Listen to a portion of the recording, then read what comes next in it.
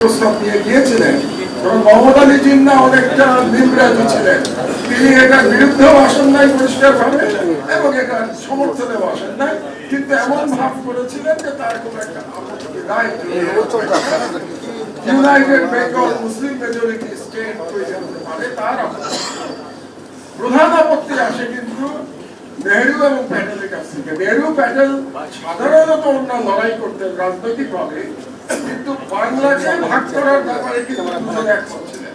বরং প্রথম দিকে মহাত্মা গান্ধী এটাকে মৌন সমর্থন দিয়েছিলেন যে এরকম একটা চিন্তা করা যেতে পারে।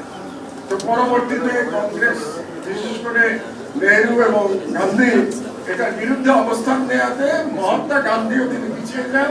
তার পক্ষে নেহরুকে এবং প্যাটেলকে অতিক্রম করা সম্ভব হয় নাই এবং এই কারণে সরওয়ার্দীর যে বা শরৎ বোসের যে উদ্যোগ ছিল হয়তো এটা একটা ইউটোপিয়া ছিল, যেটা বলেছেন মাহবুব ভাই তার বইতে কিন্তু ইউটোপিয়া শব্দটা ব্যবহার করেছে। তো ইউটোপিয়া ছিল, কিন্তু তারপরেও এরকম একটা উদ্যোগ নেওয়া হয়েছিল। সম্ভবত উদ্যোগটা একটু বিলম্বে নেওয়া হয়েছিল, সেটাও একটা কারণ হতে পারে, কিন্তু সেটা মূল বিষয় না। ওনার বইটার মূল বিষয় হচ্ছে এই কন্ট্রাডিকশনটা দেখানো যে 1905 সালে যে শ্রেণী বঙ্গভঙ্গের বিরোধিতা করে ব্রিটিশদের বিরুদ্ধে সন্ত্রাসী আন্দোলন শুরু করেছিল এবং যেটাকে তারা স্বদেশী আন্দোলন করেছিল, সেই বাঙালি হিন্দুরা 1947 সালে 180 ডিগ্রি উল্টো অবস্থান নিয়ে তারা বাংলা ভাগের জন্য চাপ দিল। কারণ বাঙালি হিন্দুরা মেজরিটি মুসলিম শাসনাধীনে থাকতে চায় না, এটাই ইতিহাস। এখন এই ইতিহাসটা আমরা অনেকেই জানি না, অনেকেই হয়তো আমরা নানা রকম বিভ্রান্তির মধ্যে থাকি।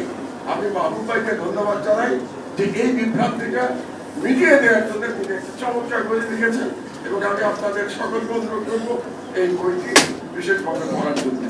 আমার বক্তব্য আর দীর্ঘায়িত করবো না, এই বইটা সম্পর্কে আমার বলার ছিল। আবারও মাহবুব ভাইকে তার জন্মদিনের শুভেচ্ছা এবং তিনি যে একাধারে লিখে চলেছেন তার জন্য শুভেচ্ছা জানাচ্ছি। আর তিনি রাজনীতিবিদ হবেন কি হবেন না, কামাল ভাই যেটা বললেন সেটা তার ব্যাপার। আমি রাজনীতিবিদ নই, আমি লেখালেখি করি, বই পড়ি, এখানেই আমার আনন্দ। মাহবুব ভাই রাজনীতিবিদ হলে আমরাও হয়তো মাহবুব ভাইয়ের সাথে আমরা একসাথে কাজ করার জন্য উৎসাহী হব। ধন্যবাদ। আল্লাহ হাফেজ। বাংলাদেশ।